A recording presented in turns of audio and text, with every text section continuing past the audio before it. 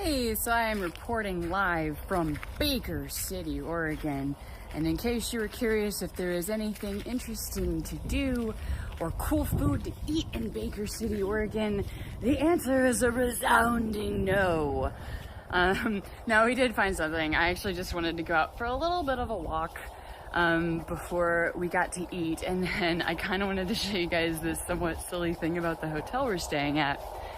Because Baker City is pretty small, and I can't imagine there's really all that much to do here, so I couldn't help but be a little tickled that our hotel has a miniature golf course in it. So I don't know if I can get golf clubs from the front or what, but I don't think I've ever stayed at a hotel that came with mini golf, so not sure that's a perk I'm going to partake in, but hey, Baker City, so one day of driving in the books for our road trip honeymoon.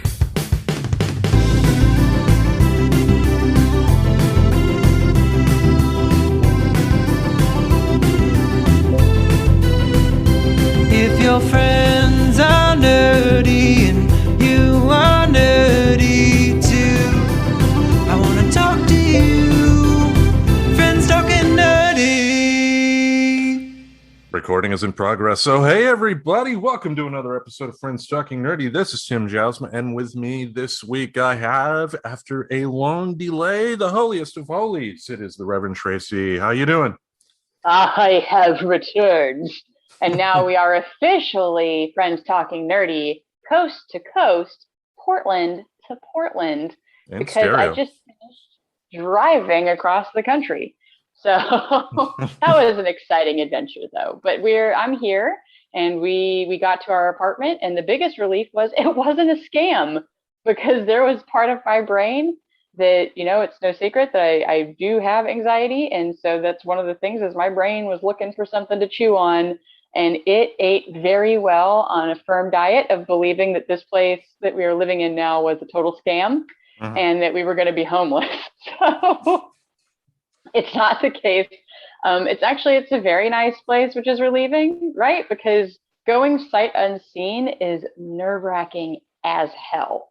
They didn't even have pictures of this specific unit. We were just going off of generals. But yes. It worked out. And unfortunately, that's par for the course when you're in an area that has a really aggressive housing market, which is something that has happened to Maine. So they are still adjusting to that, but it's kind of almost impossible to find a place on the fly here, which is something we learned a little bit about when we started looking into it. So at least we kind of knew to expect a hard time, but yeah.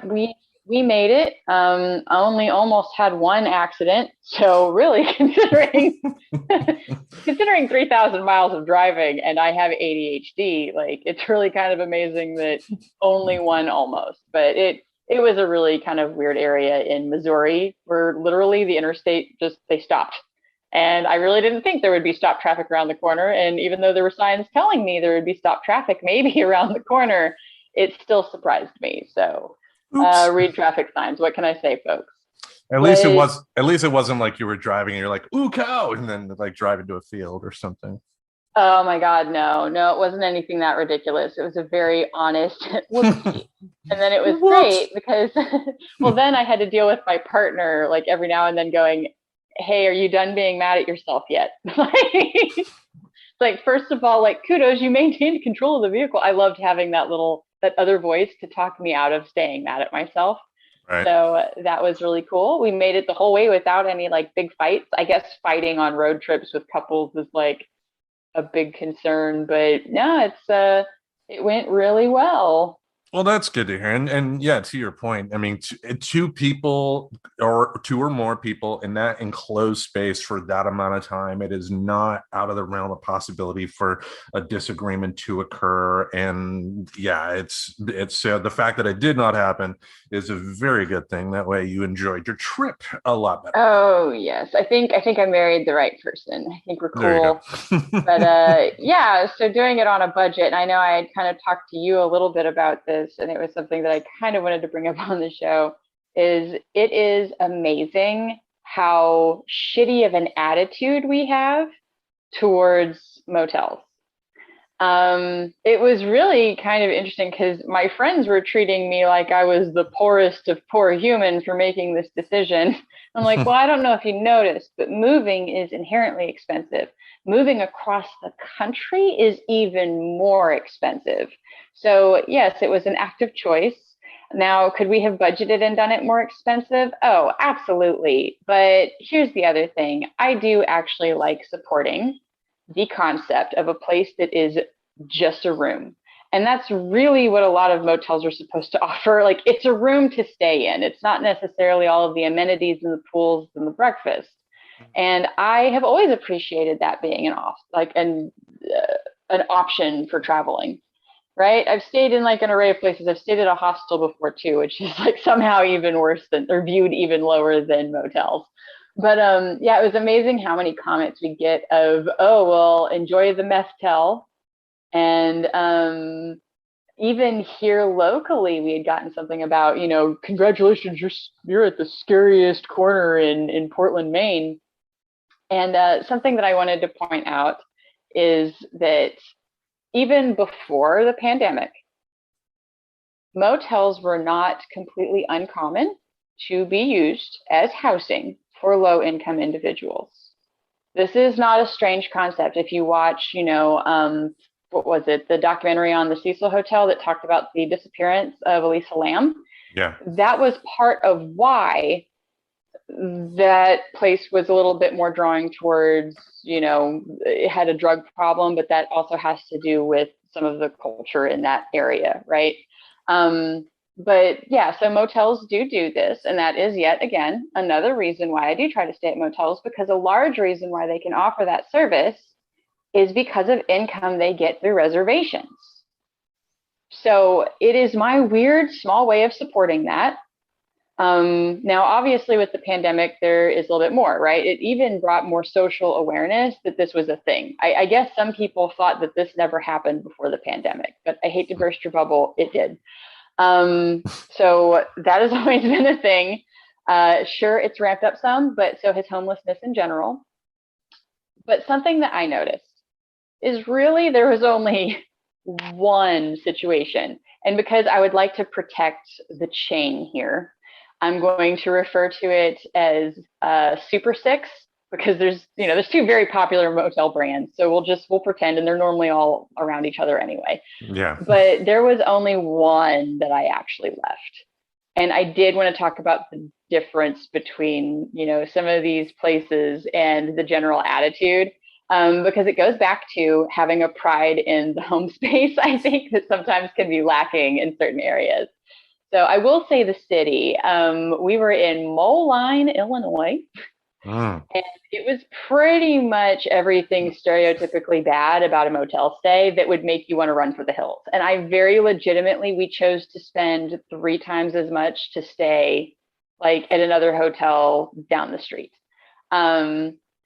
But yeah, so you've got the Moline, Illinois experience, and then I'll compare it to the Portland, Maine experience because I was here for a few days. So to me, it was just really interesting to hear how supposedly dangerous this place was. But yeah, so in Moline, you walk in, and first of all, like none of the locks work.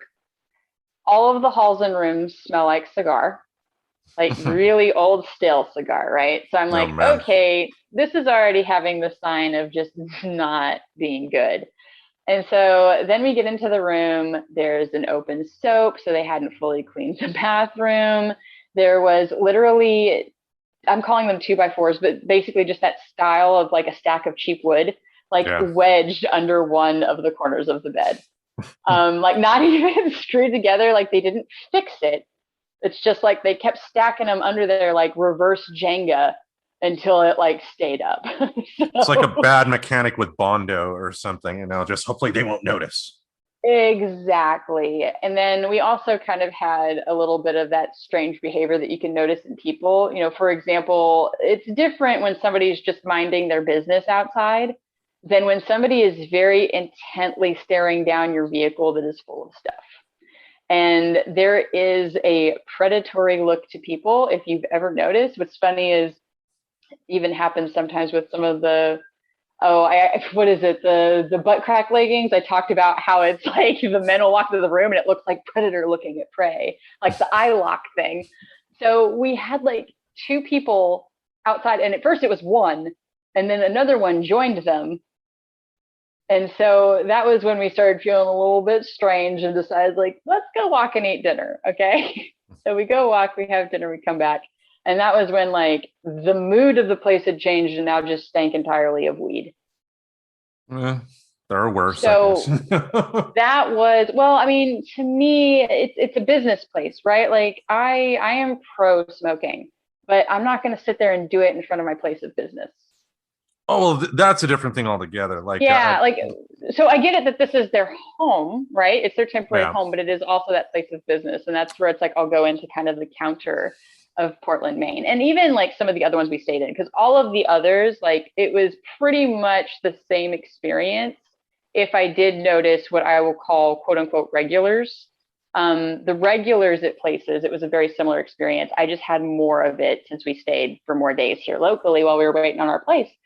But yeah, like there's a complete difference to coming in, and sure, you might see the person that's got the stained shirt and the disheveled look, and maybe they don't look as cleaned and polished as our cultural preference, but they are nice.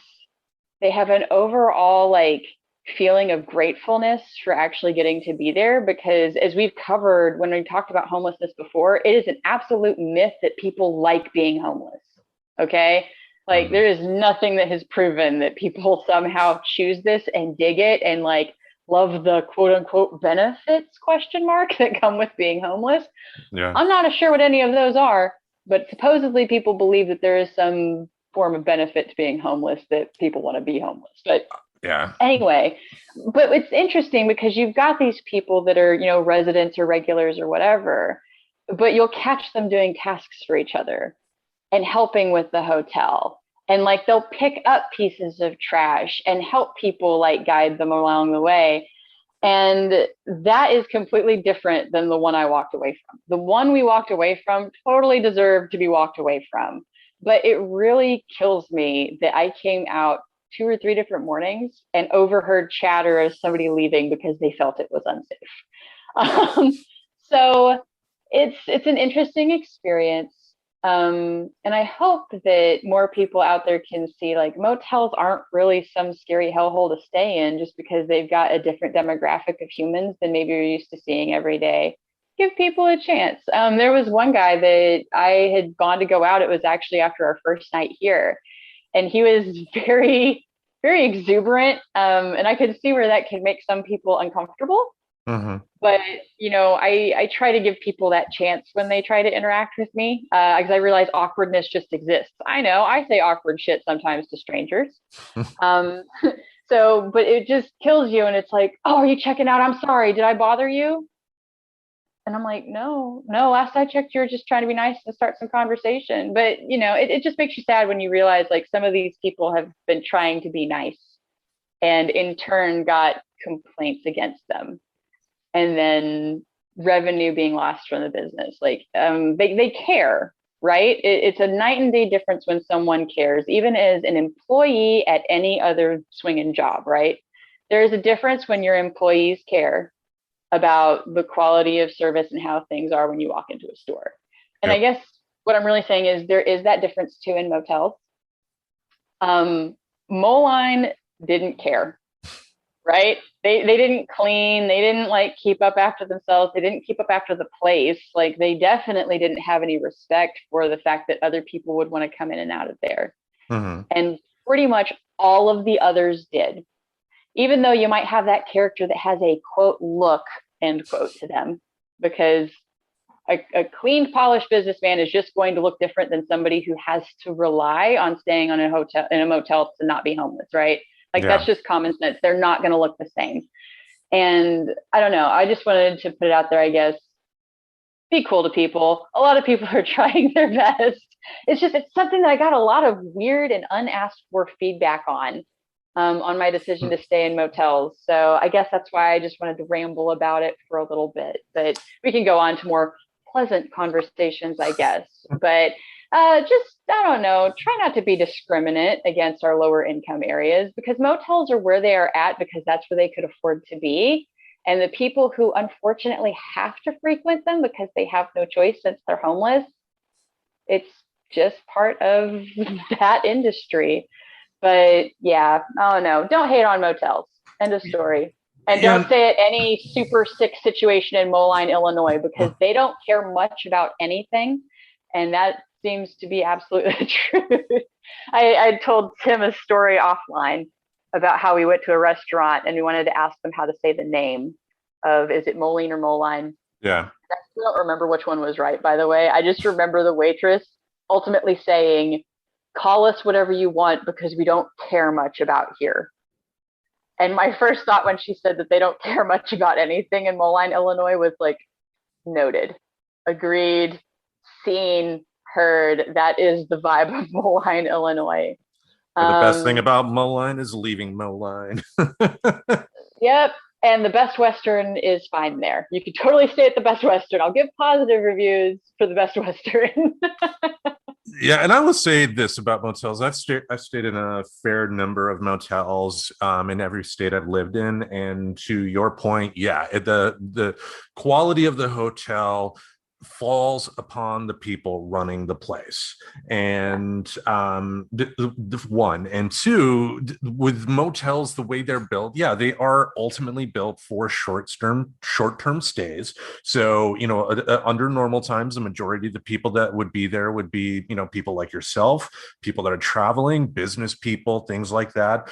Or let's be honest, a lot of times people wanting to have a good time, quote unquote. But it's a good thing, in my opinion, that you do have places out there like that. It's just you do hope that that a good location is picked, because if they are in the wrong neighborhood, there are such things as bad neighborhoods. Oh, yes. You don't want to get caught up in that. And two, that they would have some pride, because if they have some pride, then even the customers that stay there are gonna pick up on that and not want to bring that down, if that makes sense.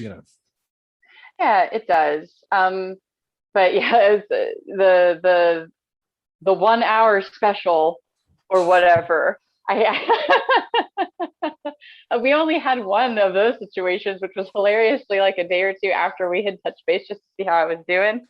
Yeah. And other than that, like, no, there was not a bunch of raucous sexual noises or anything. There's a lot of jokes about a need to compete, but I said, I don't think I can compete with a paid gal.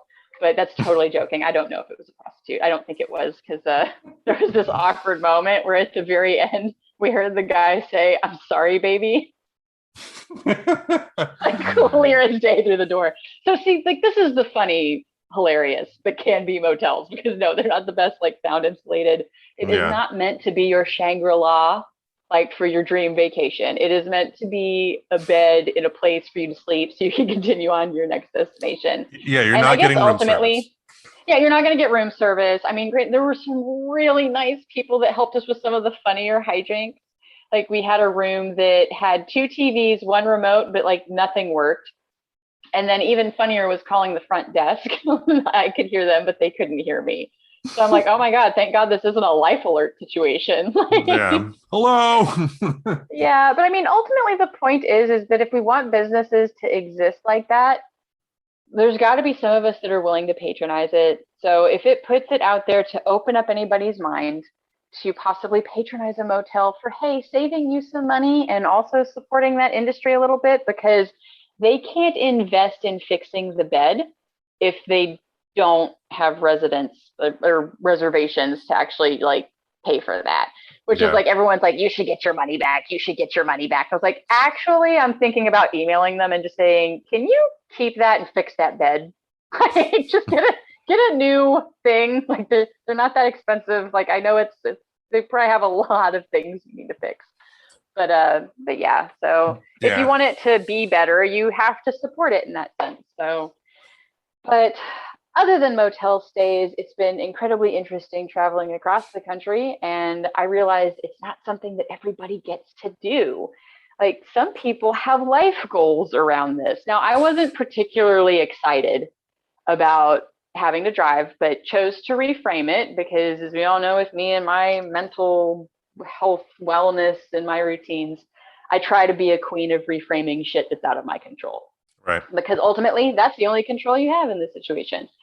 So we tried to crunch the numbers and fly it, but we couldn't. And in a way, I'm glad we couldn't, because if you ever get the chance to drive, what was it? I think it was Idaho, like just, or no, Utah into Wyoming. There are these areas, because basically we wound up taking the Oregon Trail, but in reverse. Like there was a lot of wagons east jokes to be made.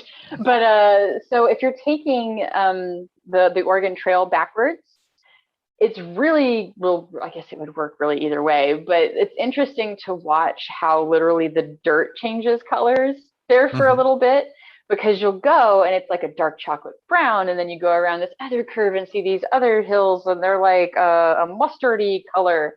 And then we did discover, because we had to nerd out a little bit along the way, which was some of where we found some entertainment value in our trip.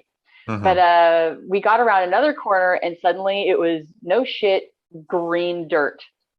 It was just green. And so since I was driving, the Mr. Reverend looked it up for me.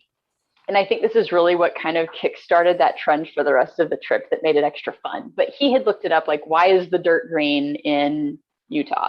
And I guess there's certain areas where there's a lot of natural soda ash, so green dirt.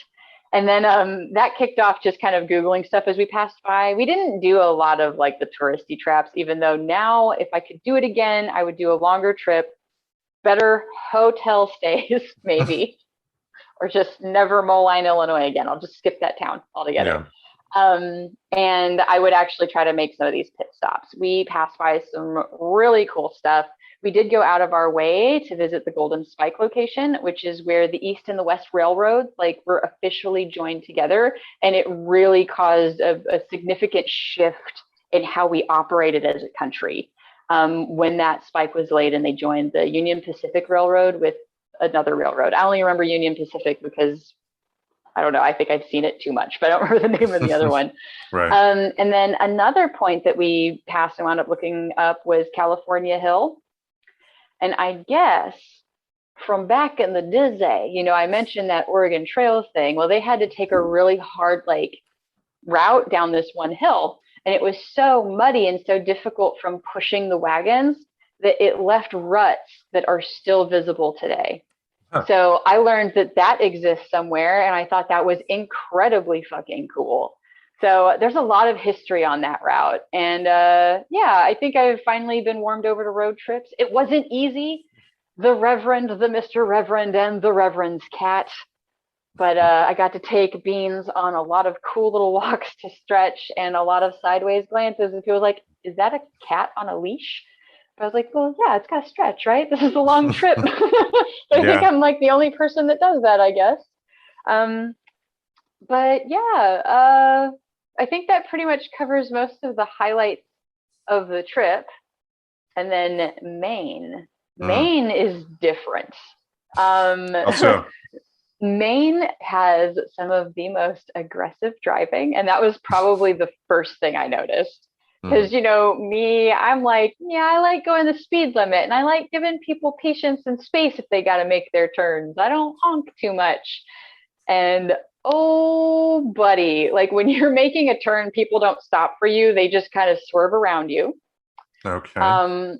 Not afraid to honk at you at all here. Even if you've just like looked down for a second, no shit, it's green. Yeah, zero patience behind the wheel, but Jeez. incredibly nice humans not behind the wheel, which is kind of funny. Wow. The other thing here is I've traded the sound of crows for the sound of seabirds, and my car has already been pooped on. So I have been christened. And then I guess really, other than that, it's just like the something I've discussed with you too is, you know, I do use marijuana medically, you know, THC or CBD or some mix or form of such thing. And in Oregon, I was totally fine with paying recreational prices. The taxes go back usually towards, I know in Colorado, it was for sure towards schools. I thought Portland also did it towards the public school system somehow too. But either way, I supported paying that little bit of extra tax because it went to shit that I'm okay with my money going here. Mhm. All right. Well, in Maine, it's like twice as much money difference. So that was a big shocker. And so I'm sure I'll learn other little silly things. I know that the state bird is the chickadee. When it rains here, it actually rains. It doesn't Portland, Oregon drizzle. And yeah, owning a car here is insanely expensive. That was some sticker shock getting registered. Fun.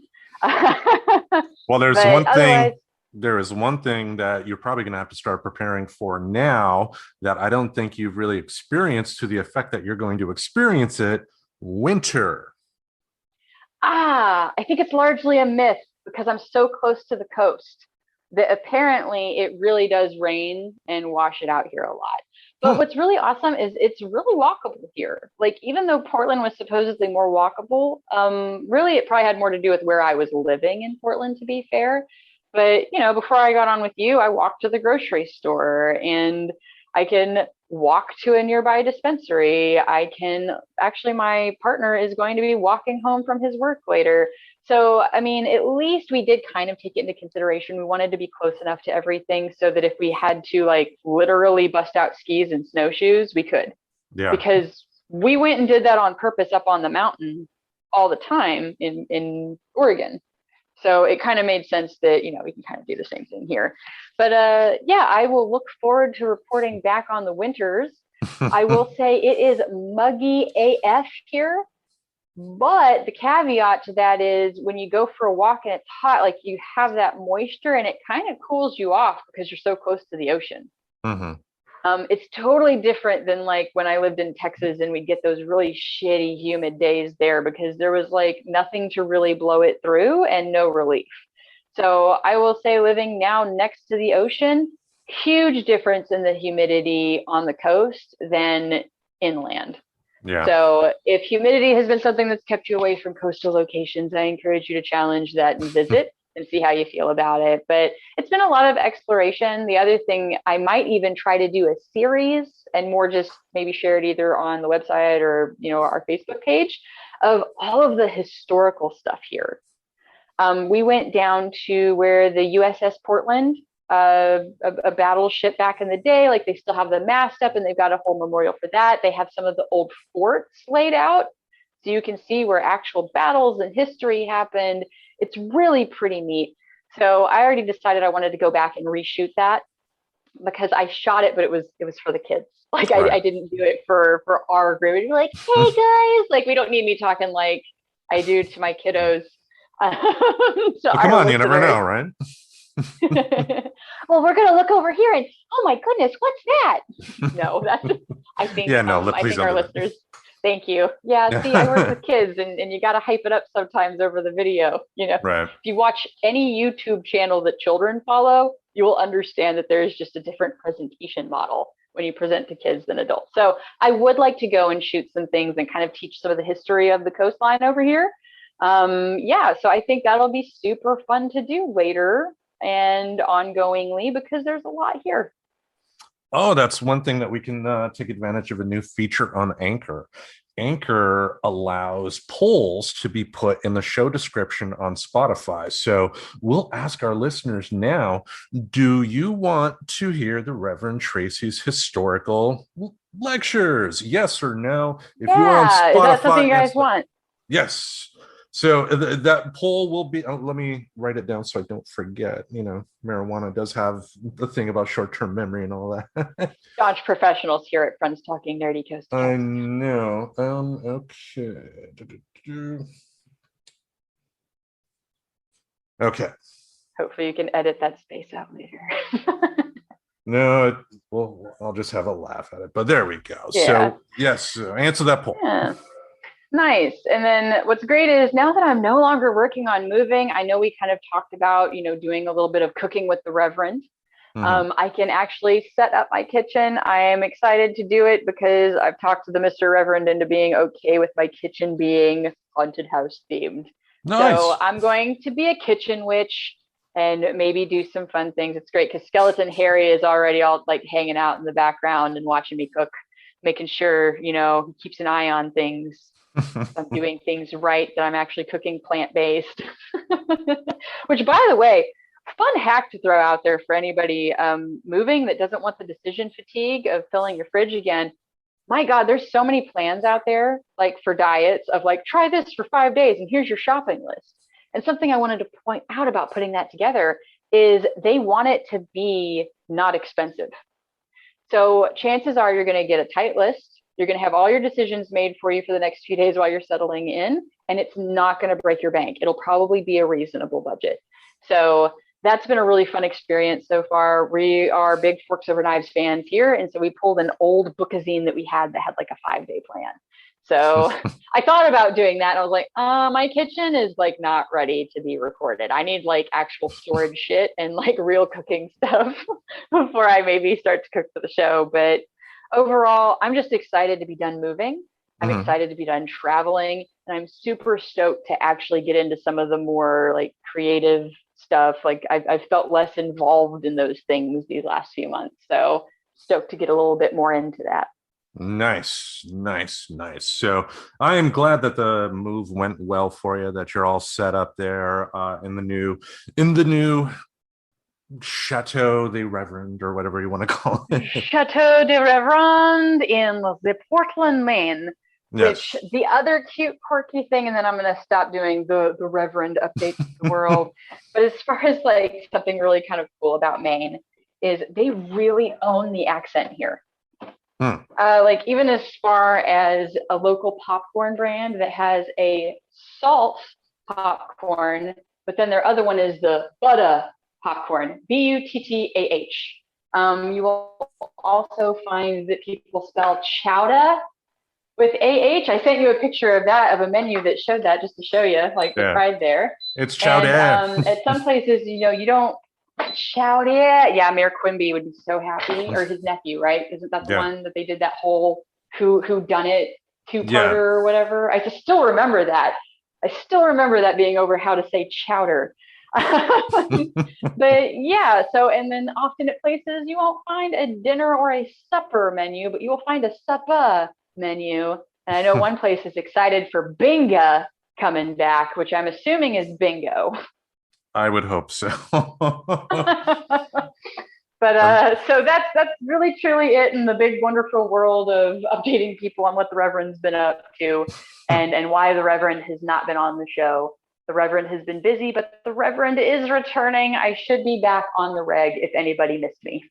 yes, you were certainly missed there. Aw. Yeah, as far as an update on me, as I let the folks know on the show last week, unfortunately, my cat did pass away here. And what we're dealing with now is our other cat, Sherman, is depressed. And Oh. it's been um, kind of a rough week there with him too, just seeing like it, because I thought about it at first. I thought, he's upset that Phil died, and then I thought more about it and was like, yeah, he probably knew Phil was sick, but he didn't see Phil in that last moment.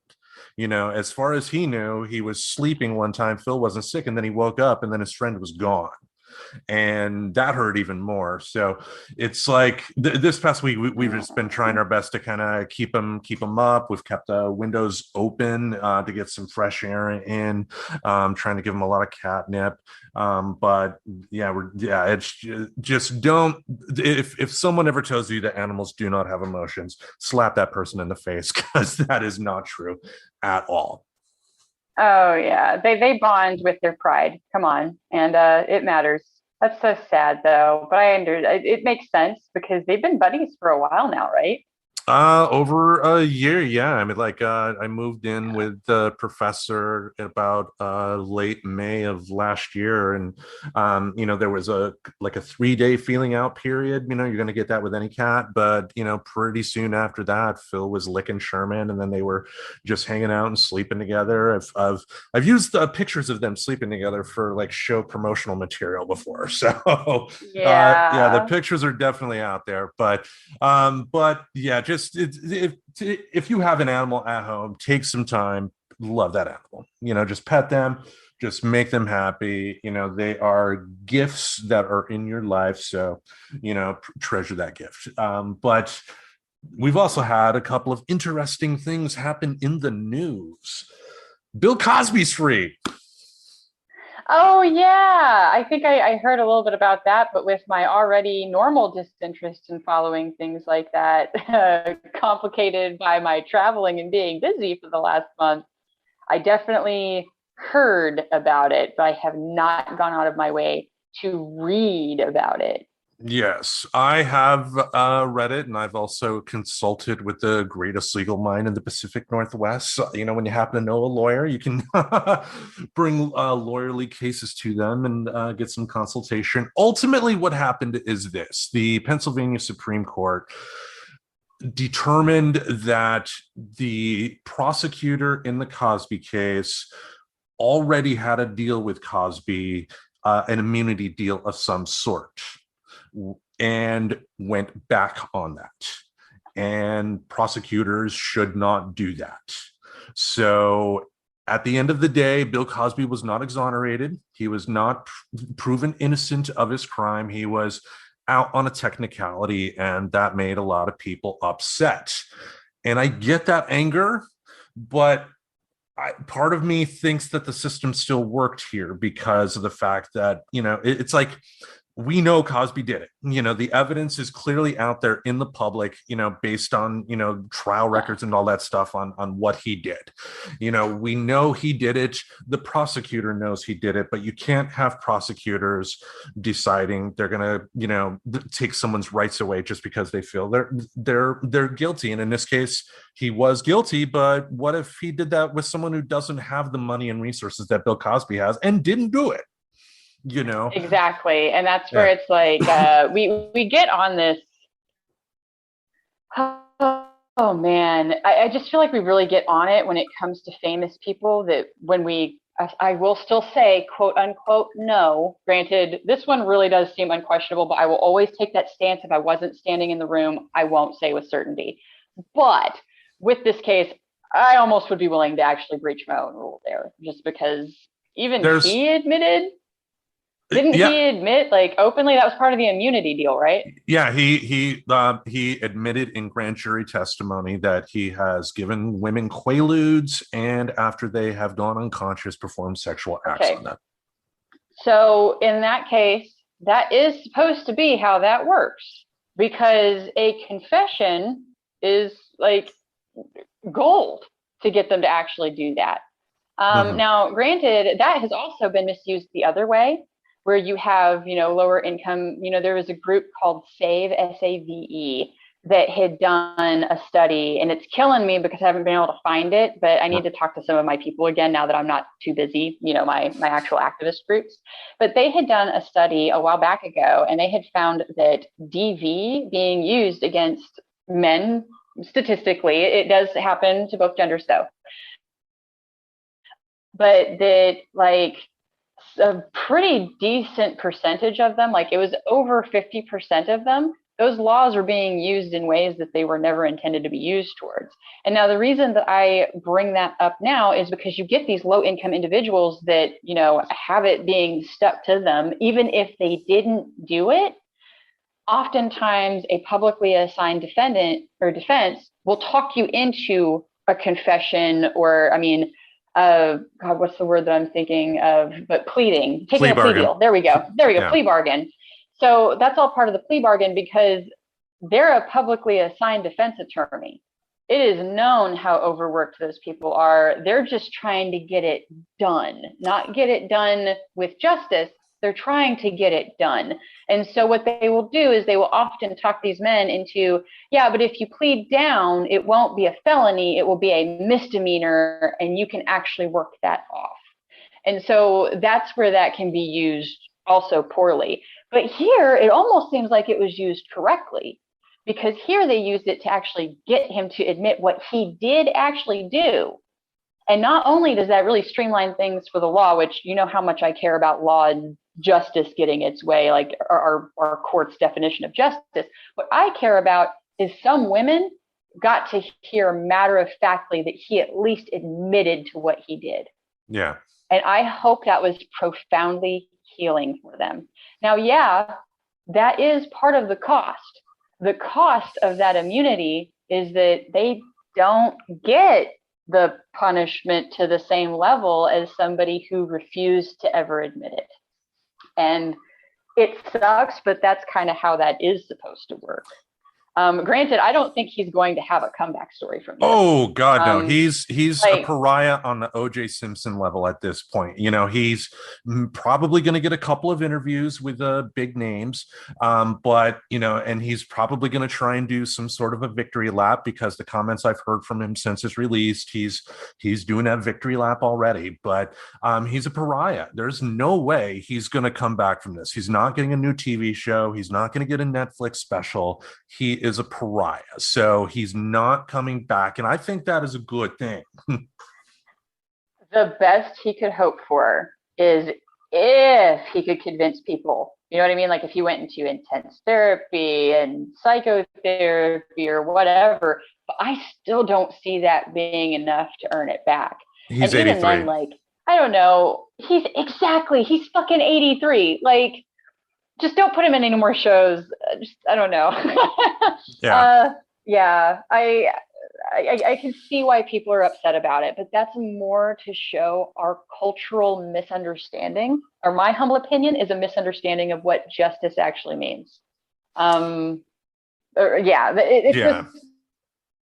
want to seek revenge rather than seeing justice happen.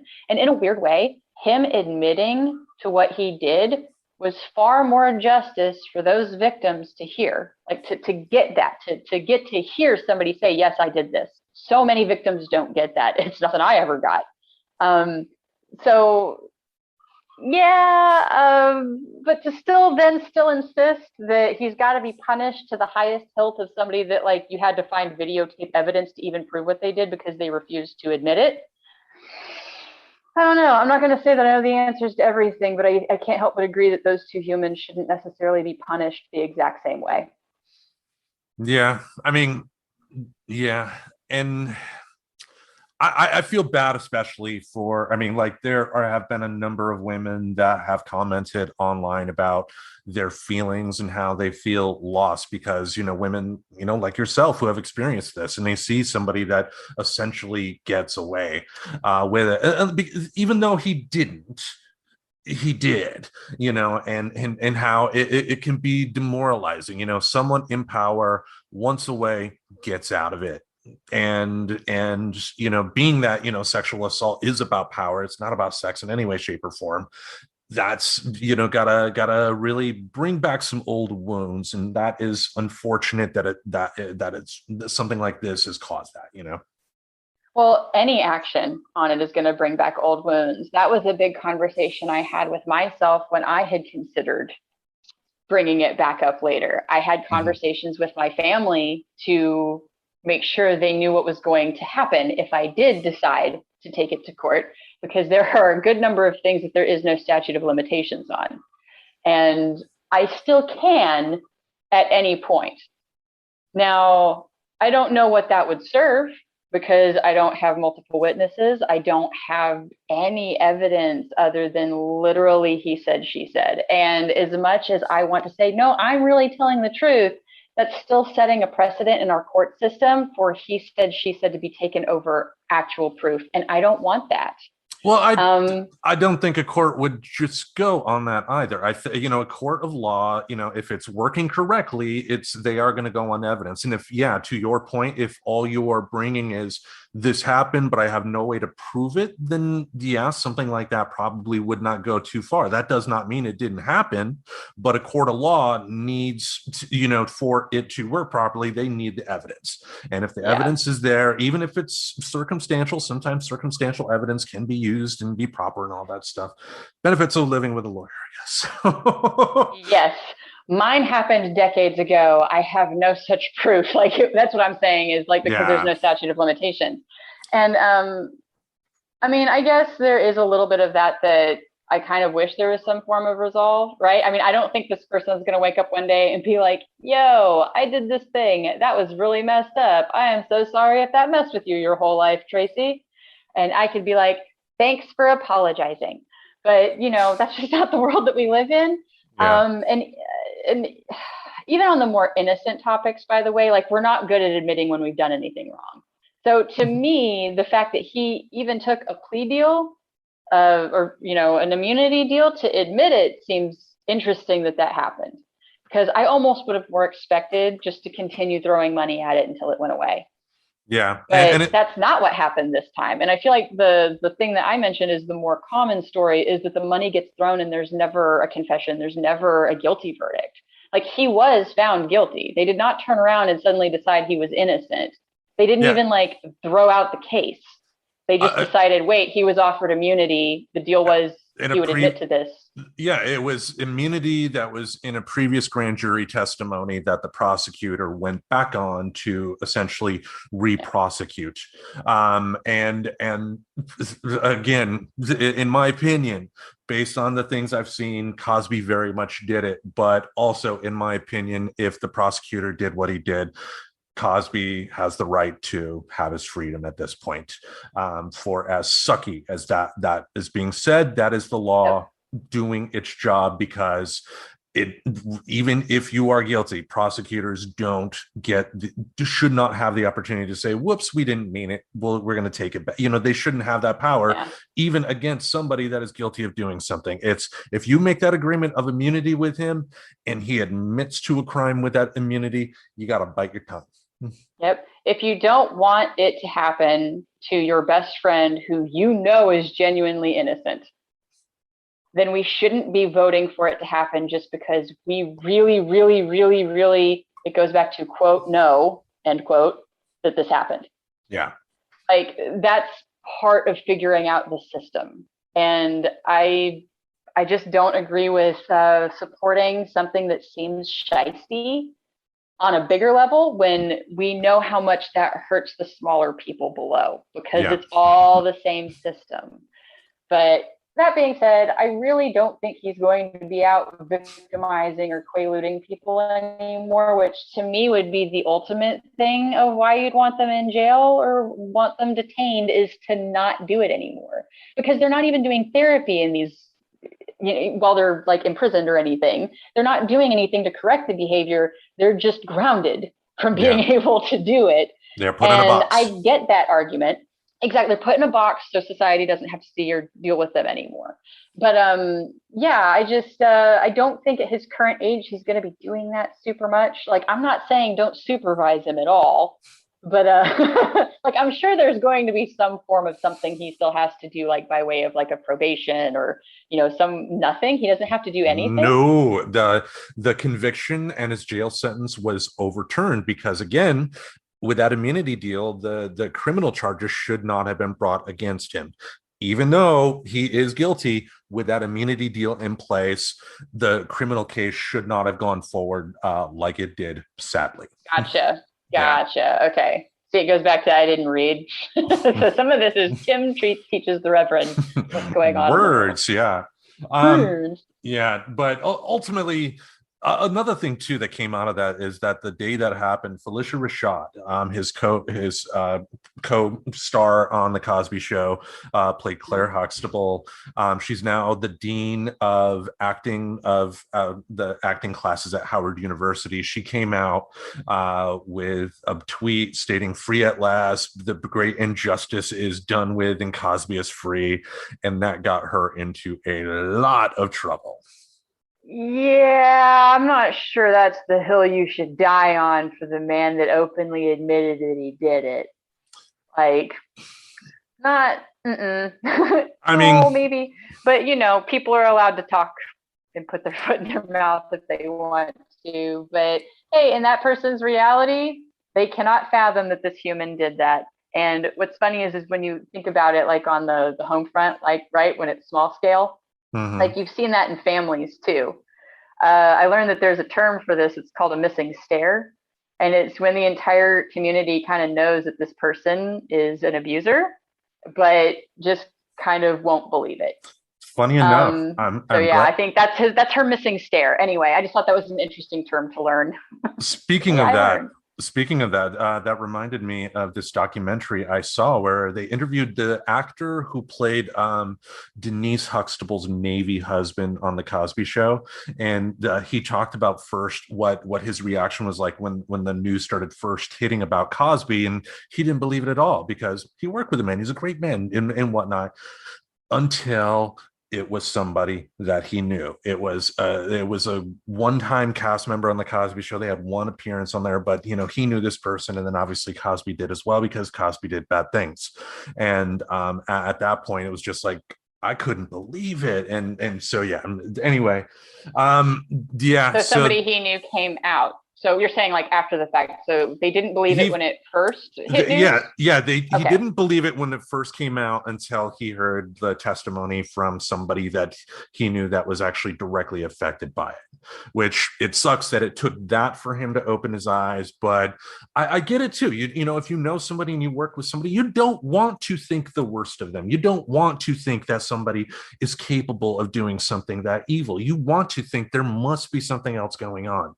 I get that. I get that. And I'm not going to hold that against people, but I would also hope that, at the end of the day, take a look at what's in the public record. What he's openly admitted to as well. You can still be friends. You could still be friends with him. You could still support your friend without putting celebratory tweets like, like a great injustice has been fixed, because no, it hasn't. Yeah. Well, I mean, in a weird way, when you think about that statement, don't hate me, guys. The statement that she made is not necessarily wrong because you go back to the injustice being that he was offered an immunity deal and that they went back on it. I can kind of see, but see, that's the problem is this tweet is so vague. What injustice are we talking about? Is she really trying to say that he didn't do any of this stuff that he even admitted to? Or was she talking about how it was processed, which even you kind of pointed out in us talking, like if we don't want it to be acceptable on the small time people, it shouldn't be for upper. If we don't want it abused in other situations, we shouldn't allow it to be abused in big situations. And this was definitely an abuse in a big situation. You can't offer immunity and get somebody to confess to something and then renege on what you offered immunity on. Like that's really, you can't do it. Yeah. So I think almost, I wonder if she is a victim of being too vague in her tweet and um that maybe she wasn't referring to the whole case, but was referring to that one little part. Now, I'm not saying you should go and be her BFF still. Make whatever decision you want. It's just a random thought that rattled along in my me computer for a second over here. So Well, and the sad part is, while you were talking there, hopped on Twitter to check out her page to see if it's still there. That tweet is gone. So, so what I said about her tweet was me paraphrasing. So who knows what she ultimately meant by that? The way I interpreted it was that she felt he was completely innocent, and she knows him on a different level than I do. I don't know the man at all. All I know is what I've seen him on TV and also the facts about this case that I've come across. So she knows him differently, and as such, will have a much different reaction. But also know the room. If you're a celebrity like that, yeah, looking at Twitter and how it can just tear people down for having a comma in the wrong place, know the room. yeah. I mean, you can totally reply to your own tweet to clarify things like that. I understand it's a limited platform, but that's where you can clarify said things. Like and she it goes did. back to I don't know what she meant. And, So and she did have a clarifying tweet, and she kept that up. She said, I fully support survivors of sexual assault coming forward. My post was in no way intended to be insensitive to their truth. Personally, I know from friends and family that such abuse has lifelong residual effects. My heartfelt wish is for healing. So, if anything, I think it's she just was supportive of a friend, and it's like I would have hoped that someone in her position, someone as smart as she is, that she would took a look at the facts of the case, but she could still be a friend, I mean, it's just like, oh yeah. why couldn't she give him a phone call and say congrats? Why does it have to be a public celebratory thing, like people are going to be, like, crowding the streets in celebration or something like that? I mean, again, Cosby has no hope of getting his reputation back whatsoever, none. Oh no. And he's such a face anyway. I don't think he presents any danger. Like, do you know what Bill Cosby looks like? Because I do, and I don't even watch a lot of TV, and I'm not taking a drink from him. That's all I know. Yeah. Well, yeah, I mean, and I mean, it's really, and I'm not. I just want to clarify. I'm not trying to make light of any of this. I totally understand, and like, man, I wish they had handled that better, because maybe then they could have required some type of checking in or therapy or some such treatment of some level, but they don't. And they aren't in this situation, I guess. But yeah. yeah, it's a pickle. Yeah. It goes to show the complexity that is the justice system and how it can really fuck things up. And also, too, I think what this shows is how social media can unnecessarily bring these emotions up in people over a case like this, because in the grand scheme of does this really matter? I mean, how people get tied up in the celebrities' lives for as much as they do, and I don't know, it's like, why am I talking about it then, Tim? I don't know. Because this is what we do. We awkwardly stumble through big topics, and then every now and then we talk too much about like road trips or whatever. But, then we discuss the world of things and we try to like work it out and process it. Because here's the thing. Maybe if your initial instinct is to be really, really mad, like read about it and think about it a little, talk to somebody about it, process it. Because see, I'm already less frustrated now that I understand that this was a lawyer doing shady lawyer shit. And this wasn't somebody who paid a bunch of money to get out of trouble. Because if you look at just the Twitters and the one comments and the headlines, it sounded a lot like that was what happened, which is kind of what we've started to normalize from our Hollywood abusers, is that there is a point where they can pay money and it's just not a problem anymore, and they don't even get the blemish of ever saying they are guilty. So while I do think it is incredibly unfortunate that this got botched the way that it did, it is actually on the legal system, like legitimately on that lawyer, and not on the fact that somebody just paid enough money for something.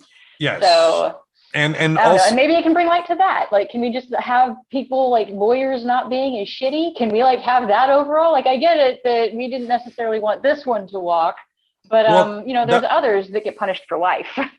Well, I was just thought about that too, and it's not even necessarily that.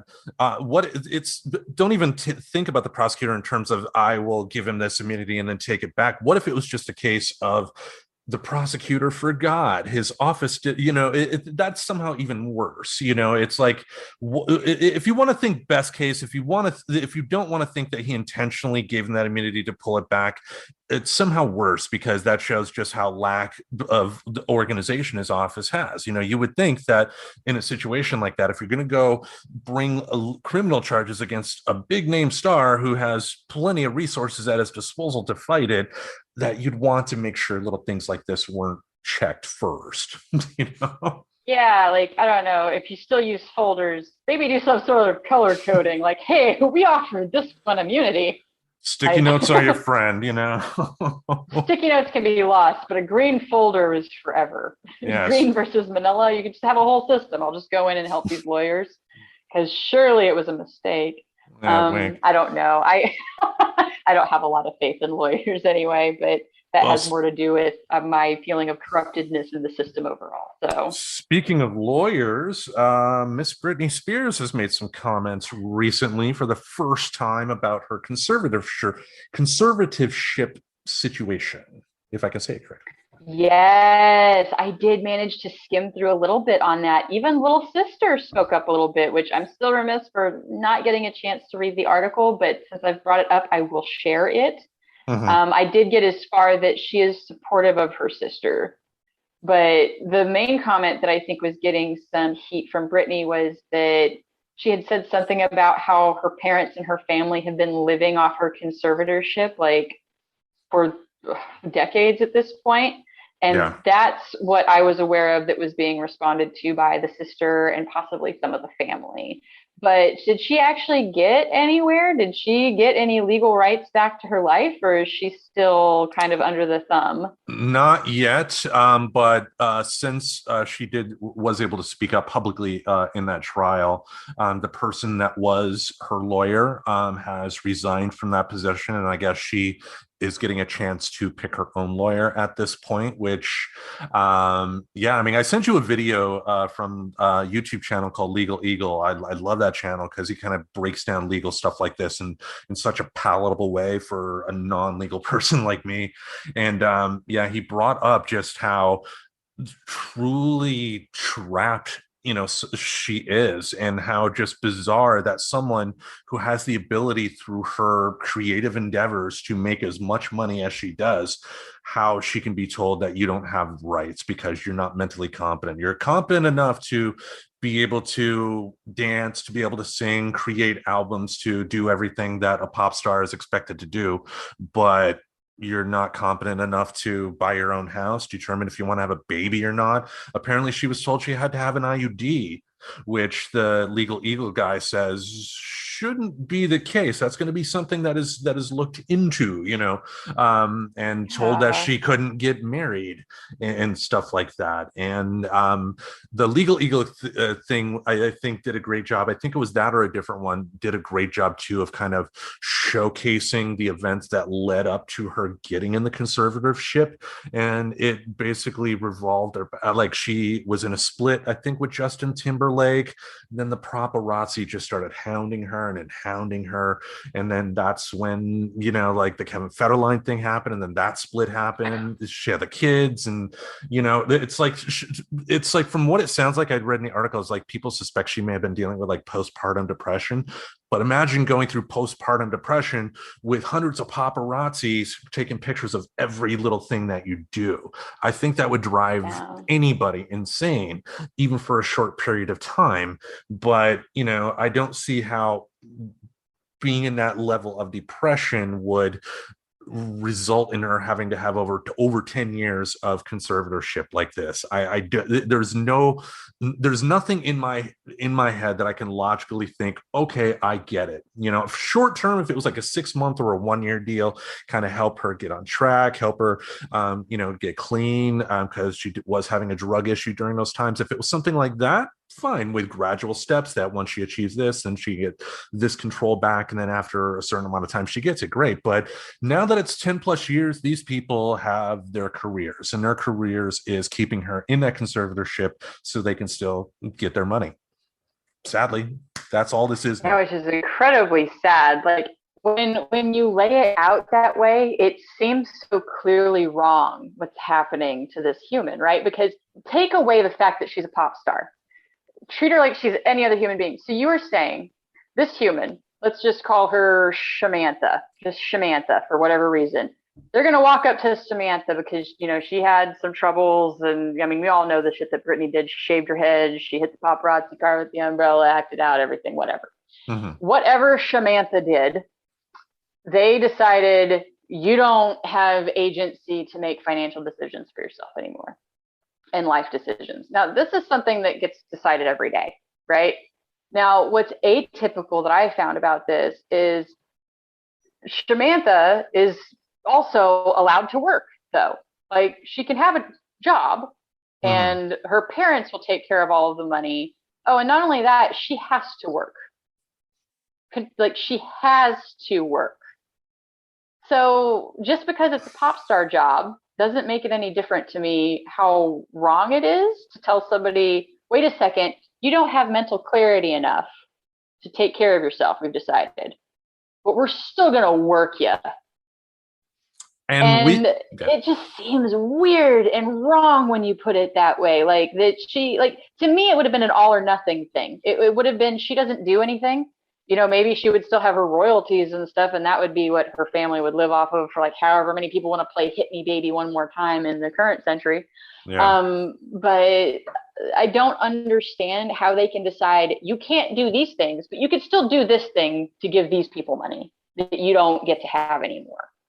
And that's where I found the whole thing kind of insane, especially when I started reading and learning about the Free Britney thing, because that was something I learned about since starting the show.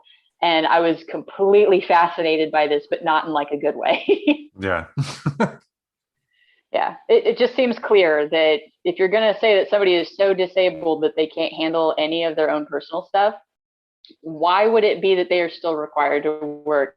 And that IUD thing, oh my God, that is hella creepy. Like, wait a second, I thought we hated birth control. I'm surprised anybody got that to fly. Like, Well, and think about it. She's forced to do a job.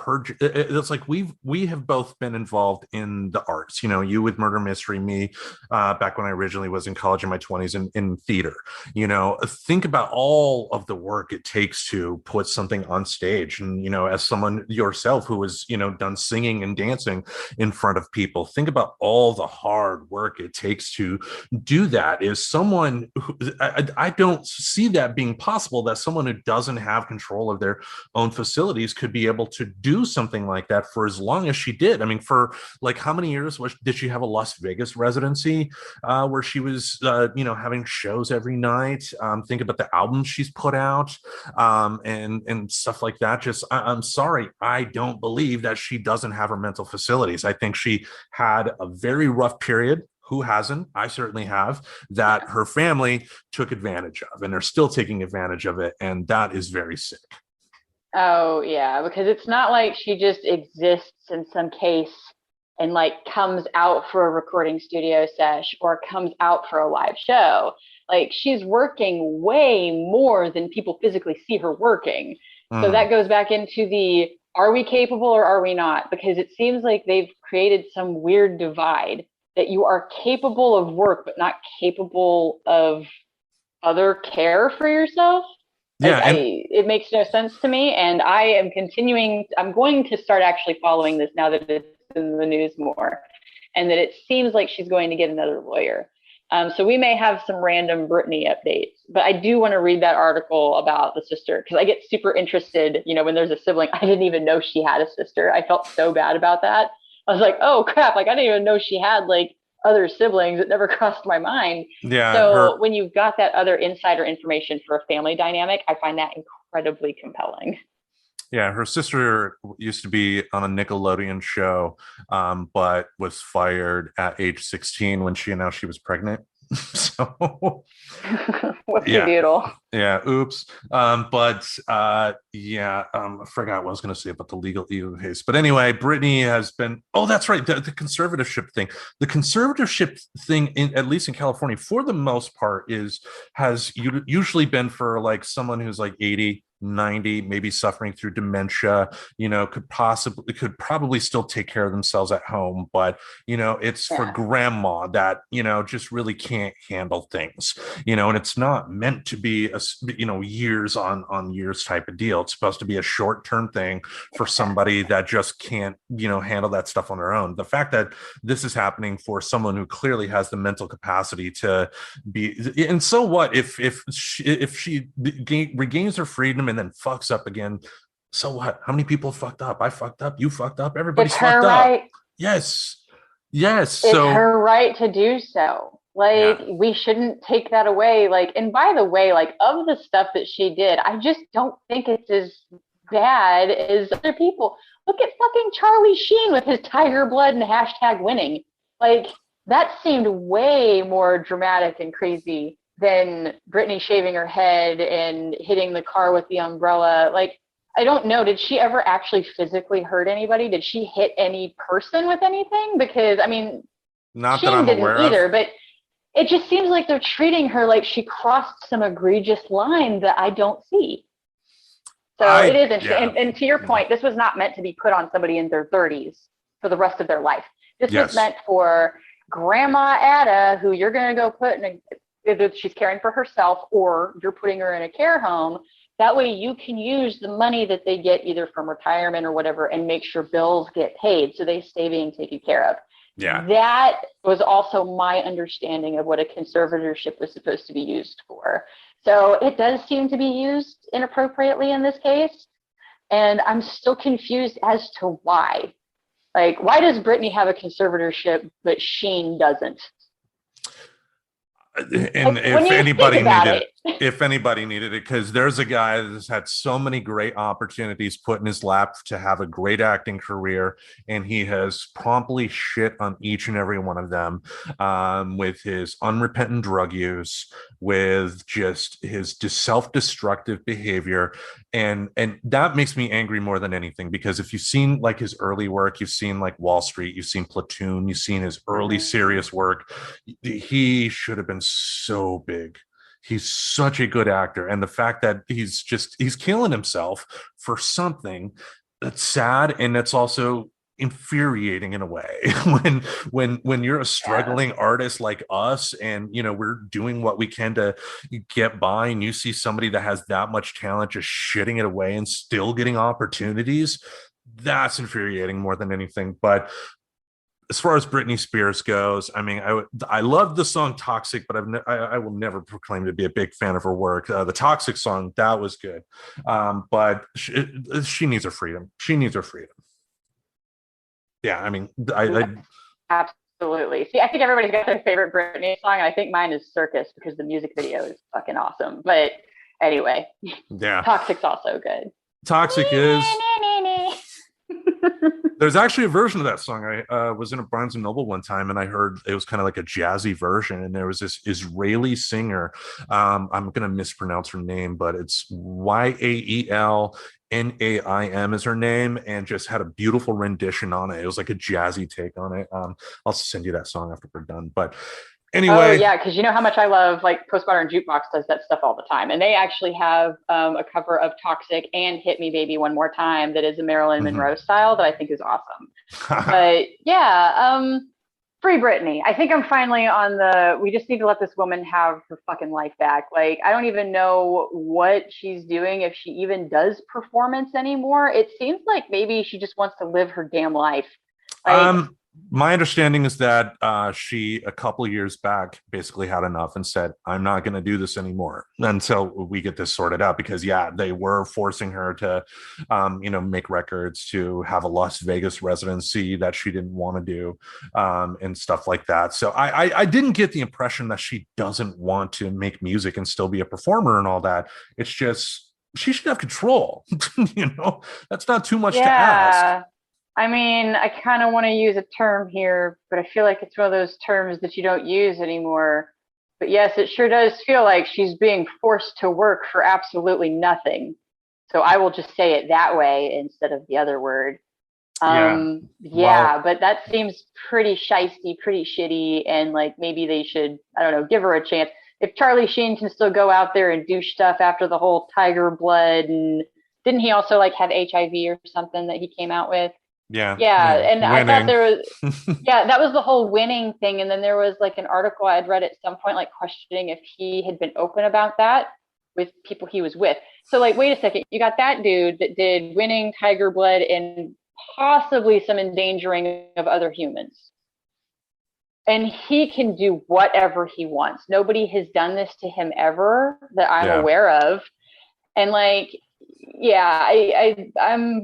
I think I want Britney to be able to live her life. And you know what? I hope she makes whatever music she wants to make, or if she doesn't want to do shit dick else for the rest of her life, she's earned it. Because if she has been forced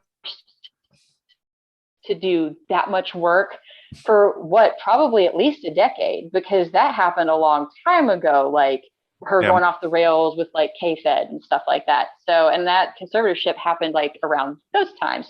So she's been basically forced to work with no actual control over her finances, her income, or really her life for at least a decade. We'll say at least a decade. Hmm. Yeah, I think she can do whatever she wants at this point. I don't even know why this is even an argument or why this is taking up court time. Like, how is this still being debated in courts? I, But that's more of the stuff that I think I'm going to start being a little bit of a legal nerd and try to understand this Britney shit because I'm officially like, I want her free. And if she's not free, I want to understand why.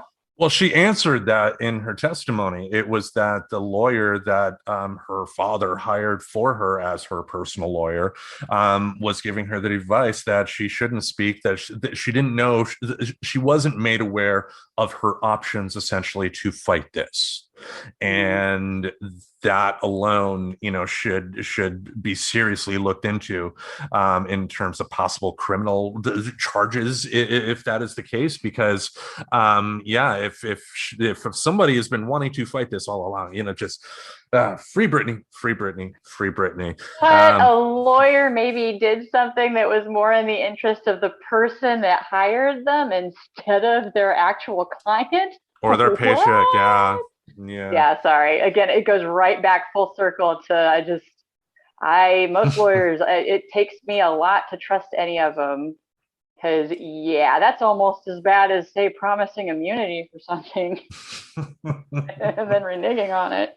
Yeah. But yeah, like just the not explaining the options. I get that. Because, see, I wonder if that's what it is, if this is all just stupid fucking legal technicality, that a conservatorship is hard to turn over.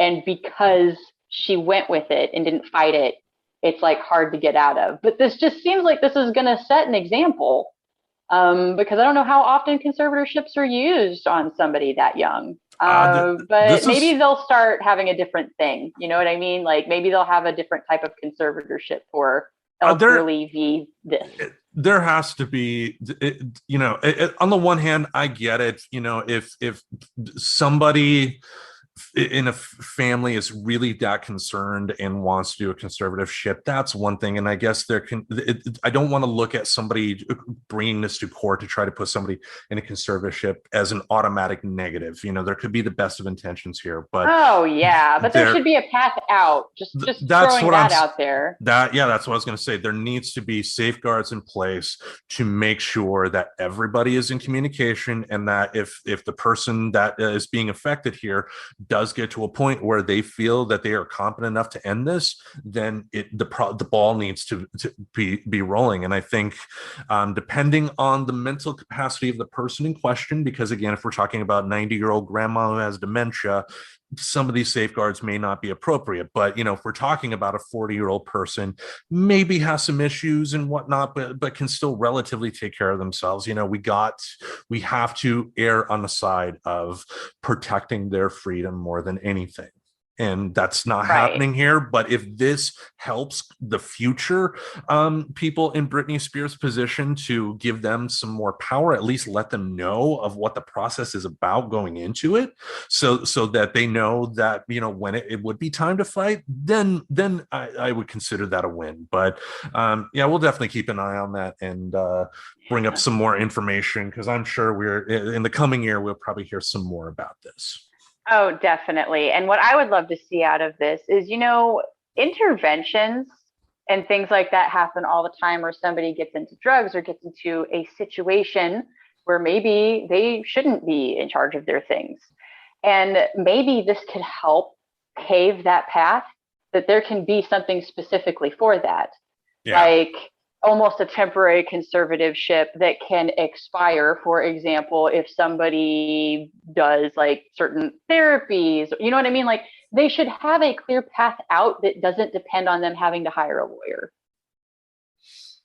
Well, it's still involved in the legal system. I would just want to make sure that the lawyer that the person has is working for the client and not for the conservator, because that's clearly not happening in this case. And if I remember the article I read correctly, it seems like Britney's quote unquote lawyer, the former lawyer in this case, and Britney's father had a relationship as well. So that's not exactly copacetic with some of the accusations that are being brought around, Yeah, but one clarifier. Now that doesn't mean that it doesn't need court still. I'm saying you shouldn't need a lawyer to navigate proving that you're not doing that stuff anymore. You know what I mean? Like if you can present to a judge that you've been in rehab, you've gone through therapy, maybe even that you've taken some kind of classes to help with basic life skills. Like there should be a way to logically show that you no longer need somebody paying your bills for you, making all your life decisions for you, etc.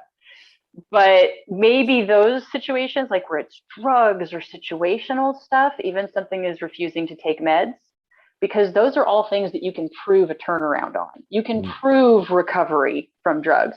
You can prove that you started taking your meds and a history of staying on them and a history of non-issue. And those are the things that shouldn't necessitate a lawyer to stand in front of a judge, show them paperwork, give them maybe some testimony or some written statements from people that worked with you in your therapy, and get out of that. So really there should just be two different types to me. There should be situational conservatorship and maybe the traditional conservatorship that's just like, okay, me ma is 80 years old and, you know, she's got the Alzheimer's and is degrading and there's no coming back from this. Yeah. Like totally different than somebody who got into drugs for a bit. Yeah. Totally different. So I'm hoping that this causes a bigger conversation, because I think there should be those kinds of paths for people who really do struggle with maintaining a clean life, because it will also give them incentive to clean up their life. So anyway, that's my weird side tangent of what I would like to see happen out of all this conversation and all of this ridiculousness that is Britney basically being forced into working and forced into what her life is. That really sucks, and nobody should have to live through that. And hey, you know what? She has her all around her to realize that this fucking sucks. So she can't be that out of it. She realizes that it sucks, which tells you that she has like some capacity and awareness. Yeah. I know one thing I'm excited to watch, and that is the season finale of Loki tonight. You've not watched it. I have not seen a stitch of it. So what's great is I get to binge it because it's on Disney Plus, right? Yes. The season finale. You watch it all tonight, because I'm gonna do a reaction episode for the Wednesday episode. So when you hear this, reaction episode will already be out. But I'm totally expecting, and probably just like WandaVision, will be totally disappointed. But I am totally expecting there to be like a big grand villain, and I really hope it's Kang the Conqueror. But it may be somebody else altogether. But this show has been loopy, it's been weird, it's been trippy. It's like a Marvel version of Doctor Who. I think that is the best explanation I've heard of it. Owen Wilson is in the show, plays Agent Mobius, but he's the Owen Wilson. You cannot mistake Owen Wilson. He does say wow a couple of times. Wow. Yeah. Tom Hiddleston, of course, is back as Loki. They brought in a character that I've been hoping they would bring in ever since the first Thor movie, and that is the Enchantress, Sylvie. But I am so excited for the season finale tonight. But you have Disney Plus like right now, right? Nope, not right now. We are working on getting internet and all of those things set up and complete. So it's okay. Do you have unlimited data on your phone or tablet? I do, but I'm probably not going to end up watching it tonight, because we are still getting established locally. We did already check out the Rock Gym, and we've got some plans this evening, but I will have plenty of time at some point. And once I get internet established at my new place, that will also be wonderful. Oh yes, you'll love that.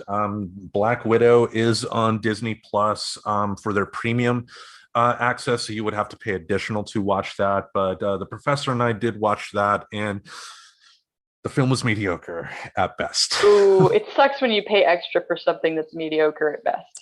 I didn't even think of it as paying anything extra, because if like you took that price compared to the ticket cost at the movie theater, it was actually cheaper watching it on Disney Plus.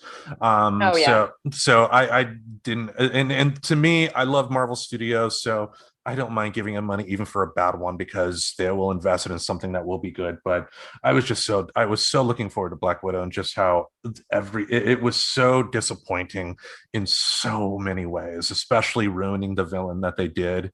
But I still love the Marvel movies, and I cannot wait for tonight. And you said you had plans tonight yourself, correct?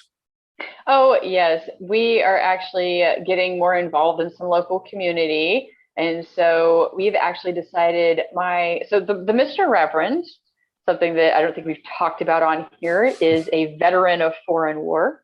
Hmm. So there is a snazzy little group you can join called the VFW if that is the case. And we hung out there a few times, and they're really nice people. They have no idea how to take that we don't drink. And one of them very loudly referred to the Mr. Reverend as a unicorn for being a Marine who is a vegan. So I'm in a very different world over here. So I don't think they know what to think of us, but they're really nice. And it does kind of give you that nice sense of community, right? Because, yeah, I've already got a friend. See, I make friends really, really quickly. But I have one friend that I made through the rock climbing gym. But normally that's kind of the big thing when you move as an adult is like, how the shit do you make friends as an adult? And my answer is, as with most things, awkwardly. So, yeah, it's kind of nice to have a little bit of that kind of pre-built community. So if you are somebody who can be a member of the VFW, which I actually learned I could because my father was a veteran of a foreign war. So if I had been able to prove that, I could have joined anyway. But anyway, it's a good group of people. So we're really kind of excited to go and hang out and officially kind of become some kind of member of something. But yeah, it's given us a few bonus friends, and then me making friends with the person that works at the climbing gym. Because I want to go climbing and I want more climbing friends, and I already miss my climbing friends from Oregon. So, but that was great because just a side note on how awkward shit just naturally occurs in my life, I had my phone on while I was texting her and I put it in my pocket. I was like, wow, I haven't seen a response yet. And I opened it back up, and apparently my phone was just sending her utter gibberish. And this was like the first back and forth we had. So now it's like, oh, great. She thinks she's dealing with an insane person. And and what's great is it was a mix of my Esperanto keyboard and English autocorrect trying its best. So Okay. it was just absolute nonsense. And I was so like, oh, well, they're never speaking to me again. But it turned out to be nothing. But so that's our plans tonight, is to go hang out at the VFW. It's really kind of nice. They do like weekly burgers and stuff too, and Yeah. stuff like that. So it's just a nice little instant community. There we go. It's like you get to join like an instant community. Yeah, both of my grandfathers were in World War II, and my grandmother was a member of many VFW halls in Grand Rapids. And all I remember is the time she would take me, and just like the old guys in their 60s. I mean, literally, these would be the guy, a fountain numb, give me a Pabst, the type of guy. Yeah. Oh, yes. The drinking culture is very real at the VFW, but since we don't drink, it was kind of a requirement for us for them to do other things. And Mm. they do other things. They actually have a karaoke night. So I have already been like, ooh, I'm going to dress up like a 20s flapper and just show up and do all of postmodern jukebox like their 20s era. That's not Waylon Jennings. Come on. That way they really won't know what to think of it. Like, this person just shows up in costumes and just sings at us. Sure. What's the New England version of Bless Her Heart? I haven't found it yet, but I'm sure I will soon. All right. Anything else you want to bring up before we wrap things up here? Oh gosh, no. I'm glad to finally catch up with everybody and let people know what has been going on in the world of the Reverend, in case you were curious. I didn't take any notes because I'm doing this on my phone. So if I promise to share something and I don't, I am just going to own it now and say, my bad, y'all. But All right. I will try to at least get that one article up from the sister. That one, I'll remember Britney's sister article. Yes. Okay. And yeah, you are able to find us on social media, folks, whether it be on Twitter at FTNerdy, at Tim Jousma, or at the Rev Tracy. You can find us on Facebook, Friends Talking Nerdy. Just search Friends Talking Nerdy, you'll find it there. On Instagram, Friends Talking Nerdy Podcast. Wonderful. You know, the best usernames on Instagram are the ones you got to write a novel to write. The bad part is I used to have an FT Nerdy Instagram, but I deleted that because for a while I wasn't interested in it. And then I tried to start it up and it said I couldn't use that name. So I had to type out Friends Talking Nerdy Podcast. So, no. Yeah. You couldn't find your old password? No, I simply deleted the account. It's just I couldn't get that name again. And essentially, when you delete an account, it doesn't put the name back in the mix. Which is odd because you'd think it would. See, and I think that's what's going on with Gmail as well. And it's like nobody can make Gmail addresses anymore because people just abandon them and don't delete them, A. And then B, even if you delete them, they won't let you like use the same email address that somebody else had. So it's like, we're going to run out of emails at some point, I think.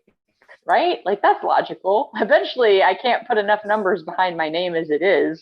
Like, yeah, and somebody would say, well, why don't you just have your name as your email address? I know for a fact there is another Timothy Michael Jousma that was born in Grand Rapids, Michigan, that I never met, but my sister did.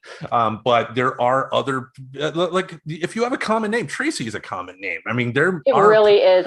Yeah. I have never had, like, I've never been able to do just a simple my first name, my last name in an email. The closest I got was with my maiden name, and I had to flip it. So it had to be like Trent.Tracy. Yeah. I mean, that still wasn't right. I mean, that's the great thing about having a weird name like mine, a nice Dutch name, but, you know, not many people there. But again, you know, you'll have a few. But anyway, I think we'll wrap this up. So thank you all again for listening. Tune in again next time. And until we hear you again, we bid you adieu. Adieu. Subscribe to Friends Talking Nerdy on iTunes, the Google Play Music Store, as well as Spotify. Remember to support Friends Talking Nerdy on Patreon. Goodbye, darling.